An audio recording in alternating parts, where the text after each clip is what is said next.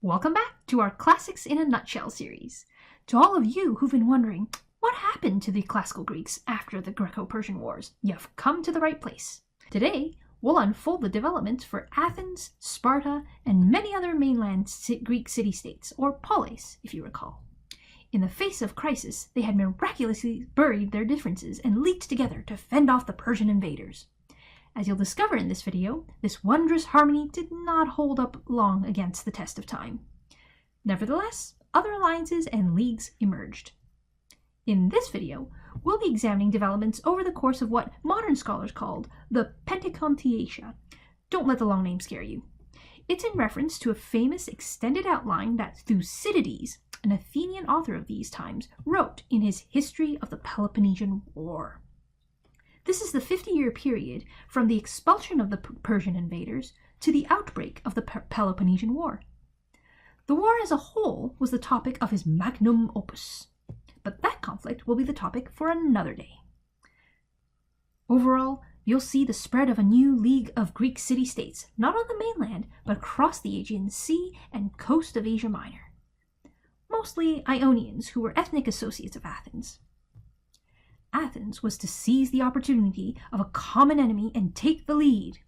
We'll go over the causes for its origin, the elements of the alliance, its successes, its key players, and finally, its crises as it evolved into a virtual Athenian empire, ultimately leading to a Greek world war of sorts. Ready? Let's get ready to get our Greek on! After defeating the Persian forces on the mainland at Salamis and Plataea, the Greeks followed up by crossing the Aegean Sea and destroying what was left of the Persian naval force in Ionia at Mycale. For the moment, the Spartans led in prestige, and so they commanded the allied Greek fleet. Then, the idea emerged of driving out the Persians from the whole coast along Asia Minor for two reasons. First of all, to prevent a return invasion of mainland Greece, and second of all, to liberate their Greek compatriots across the Aegean. Although there were divided feelings in Sparta about, adventures beyond their borders, Pausanias, one of the Spartan generals at Plataea, did score some successes as a liberator, capturing the Greek city-state of Byzantium from the Persians. Perhaps intoxicated by novelty or successes, he treated allies arrogantly and was caught intriguing with the Persians, and so was recalled to Sparta in disgrace. A welcome relief for all, no doubt. Partly because of the Spartan disgrace, and also partly because of their superior naval skills, and by their association with many as Ionians, the Athenians stepped into the vacuum and assumed leadership. Several Athenians of note as generals here were Aristides, Xanthippus, and later on, Keymon.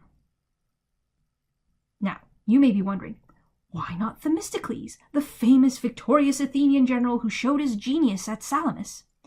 Well, politics at Athens were volatile at the time, and he was falling from favor.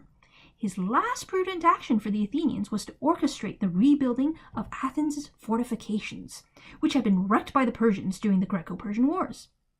Now, the Spartans had advised against this, thinking that it could serve as a memorial to the Persian invasion, but Themistocles had an eye to the future security against Greek enemies. Nevertheless, he was ultimately ostracized through the machinations of his political opponents and found asylum in the Persian Empire, of all places, where he ended his days as the governor of Magnesia under the Persian king Artaxerxes I. Back to the Greeks' desire to liberate their Greek counterparts across Ionia. The allies under Athens scored a number of initial successes in liberating their compatriots from the Persians. Practically all of the isles of the Aegean Sea were cleared of Persians, and the clearing of the whole coast of Asia Minor was undertaken. The alliance was formalized apparently around 478 BCE, and it was called the Delian League, as its common center was the Isle of Delos. Here was the place for meetings of the allies and its common treasury. Each of the allies was to have one vote on policy. Athens was no greater than others. The Delian League's members were the Greek city-states, and many of them were Ionians, situated around the fringe of Western Asia Minor, also known as Ionia. the Hellespont, the Thracian coast on the northern fringe of the Greek mainland, plus most of the Aegean islands, with Chios, Lesbos, and Samos being the most important. Various members, according to their ability, were to contribute ships towards maintaining a common fleet, or at least provide an annual contribution to its costs. As the Athenians had the most experience in commanding fleets, and because they contributed the largest number of triremes, they were to provide the lead generals for the Delian League naval force.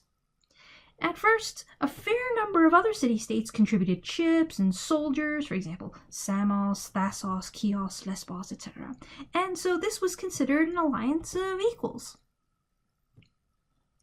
The Athenians also managed the treasury, with their first chief treasurer, Aristides, nicknamed the Just for his reputed impartiality. The collection and administration of funds were served by a collection of stewards, known as Hellenotamiai. Initially, everything appeared to be done by mutual consent and to mutual advantage. Everyone wanted security from the Persian threat, and also liberation of their compatriots. With this arrangement seeming agreeable to all parties and highly successful, a string of victories against the Persians followed in the 470s and 460s BCE that saw the League liberate a wide swath of the Aegean, all of the western and much of the southern coast of Asia Minor. At its height, League membership rose to around 200 poleis. That's a strong league. Now, Keymon was the leading general from Athens. He was the son of Miltiades, who had been a victor at the Battle of Marathon. A conservative in local Athenian policy, Keymon advocated friendship towards Sparta on the mainland. As a dynamic commander of the Delian League fleet, he pursued an aggressive policy of liberation and expansion of the League against the Persians, campaigning as far away as Cyprus, it's not even on this map, and non-Greek Caria. He drove the Persians out of the northern Aegean by capturing Eion on the Thracian coast, and he cleared the Isle of Skyros in the Aegean of pirates. Fun fact, during that campaign he scored a great glory by fulfilling a Delphic oracle, urging the Athenians to bring back Theseus's bones. He conveniently found the bones of a dead warrior there, which served his purpose. Keymon's string of successes culminated in a major victory at Eurymedon River in 466 BCE, and this crushing defeat of a Persian fleet helped expand the League's control along the southern coast of Asia Minor. It virtually ended fears of the Persian threat for the Greeks. And guess what? The spoils of victory were used to build up the Acropolis in Athens. But troubles on the horizon. How did Athens end up dominating or bullying her allies into submission, essentially turning the League into her empire? How did Athens' dominance run its course and come to a deadly crisis? Well, a few years after the founding of the Delian League, some member allies began wanting to withdraw from the alliance. But those who wanted to secede were compelled to stay by force. Athenian-led fleets would batter them into submission by besieging the polis, such as Naxos in 469 BCE and Thassos in 464 BCE. Such defeated states were deprived of their fleets and forced to provide funds still for the League. The sequence of events was to be repeated again and again. Many members already only provided funds for financing the Athenian-led fleet, which only enhanced Athens' dominance. These funds came to be called tribute, also known as phoros. Ambition and arrogance led to more ambitious expansionism. The League forces campaigned to conquer Cyprus, where Keymon met his end. The greatest adventure was the dispatch of a huge fleet to intervene in a revolt of Egyptians led by Inaros against their Persian overlords in Xerxes' last years. The Athenians had at last overreached themselves and suffered disaster. They lost a large fleet and a number of hoplites as the Persian relief force quashed Inaros' revolt there. Interestingly, this setback accelerated Athenian domination of the League. We can note several consequences that followed the catastrophe and contributed to the rise of Athenian domination. First of all, there was the relocation of the League treasury from Delos to Athens in 454 BCE. From this point forward, records that still exist were kept of each member's contributions, significantly called the Athenian tribute lists. Interesting. The move was ostensibly for security, but obviously served Athens' hegemony over her allies. And wouldn't you know, coincidentally, it seems around this time, big expenditures on public works in Athens occurred. For example, the Temple of Athena on the Acropolis was built. Long fortification walls from Athens to the coast were also built. And there was the development of the port at Piraeus. The second thing to come of this was that there came to be a peace with the Persians for the next 4 decades. Not a bad thing. A truce was struck called the Peace of Callias, named after an Athenian general, 450-449 BCE, who helped negotiate it. In this peace treaty, the Athenians controlled the Aegean coast and access to the Black Sea and grain sources there, yay for them, but left the Persians in control of inland Asia Minor, yay for the other party. Of course, this dissolved the raison d'etre for the Delian League, so if you were one of those member city-states still dutifully paying your phoros to a treasury that had recently been relocated to Athens, you might be forgiven if you started wondering, why keep paying tribute for a large naval force and submitting to command under foreign Athenian generals when there's no enemy? Inevitably, this led to a third outcome, a series of revolts of seceding league members. Over the next few decades, Athenian-led forces quashed these in Euboea, Byzantium, Samos, Potidaea, etc. Military colonies of Athenian citizens called clerices were now transplanted throughout critical points of the Aegean, often onto the land of defeated states that had wanted to withdraw. Here's a not-so-fun fact. All the capital cases that arose in these member city-states of the League had to be settled in Athens, cementing her supervision and intervention powers by judicial authority. So much for autonomy. Nevertheless, the revolts kept recurring, straining the cohesion of the League and Athens' fracturing empire. The last result of this domino effect, left over from the end of the Greco-Persian Wars, was that because Athenian imperial ambitions were stymied overseas, they turned toward mainland Greece.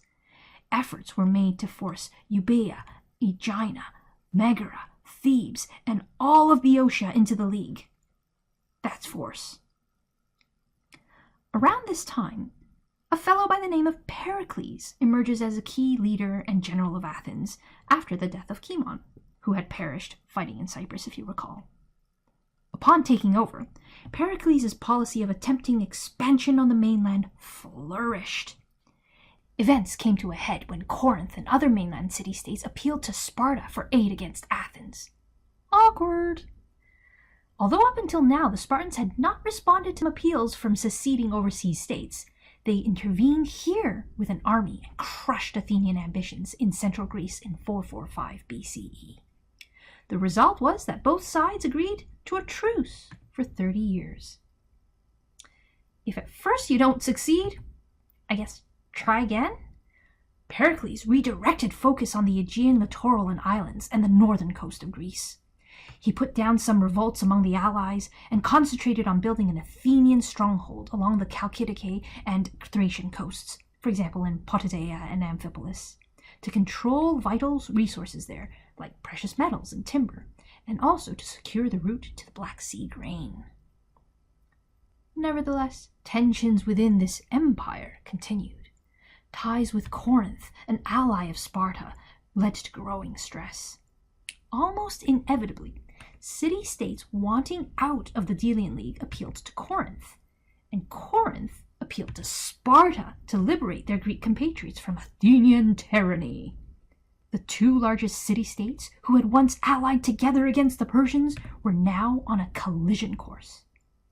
It's a bit ironic that our story began with Athens seeking to act as a leader amongst her Greek polis and liberate them from the tyranny of the Persian Empire, but now she had become their oppressor. Want to find out what happens next? Tune in to our next installment of Classics in a Nutshell, which will feature the ultimate clash of the Peloponnesian allies led by Sparta with Athens and her league, leading to the so-called Peloponnesian War.